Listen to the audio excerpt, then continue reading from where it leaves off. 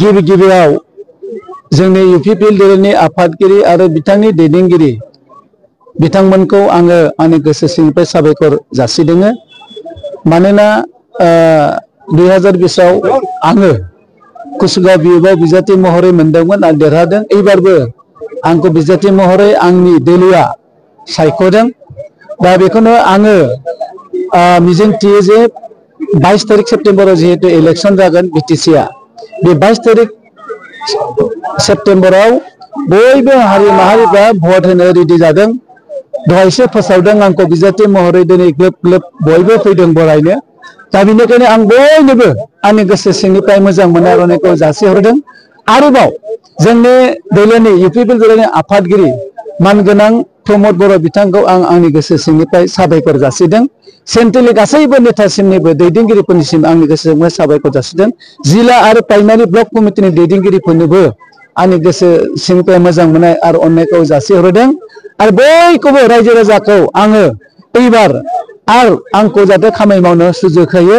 22 तारिखआव जाहाथे आंनो बयबो रायजो राजाफ्रा अननानै भट होयो आं बेखौनो खावलायो।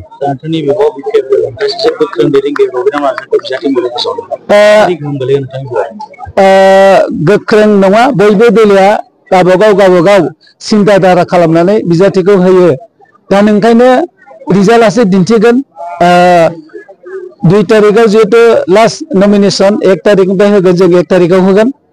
22 तारिख 26 तारिखआव रिजाल्ट मोनगोन। बाव गोख्रों आरो गुरैनो खोथा गैया। आं आन्डार एस्टिमेट खालामा रावखौबो। खारन जोङो रिजाल्टआसो खिन्थागोन।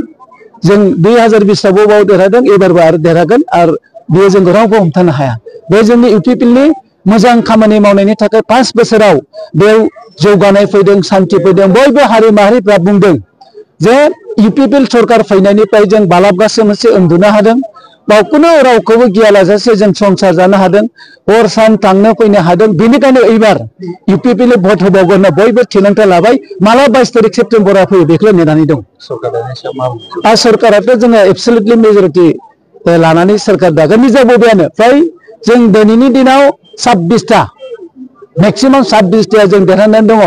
दा नोंखायनो जोंनि जे खामानि मावनाय आरो दांनाय जोंनि मानगोनां बिटिआरनि मावफुं सोद्रोमा मानगोनां प्रमद बर' बिथांनि जे मावनाय जे आदर्श बेनि आइडिय'लजि प्रिन्सिपल बेखौ गासैखौबो नायनानै गुबुन गुबुन हारि माहारिफ्रा दिनै बुंदों जे ट्रेक्टर सावगारियाव बा यूपीपीएलखौ आरो क्षमतायाव लाबोबावनांगौ आरो मोजां दैदेनगिरिनि आखायाव क्षमताखौ गथायनांगौ होननानै मानगोनां प्रमद बर' दैदेननाय यूपीपीएल दोलोनि बिजाथिफोरनो भट होनो गासिबो साखा फारा जाजोब्बाय आरो रेडि जाबाय। बेनो दिनै आरो फोरमान कुसुगाव समस्तियाव।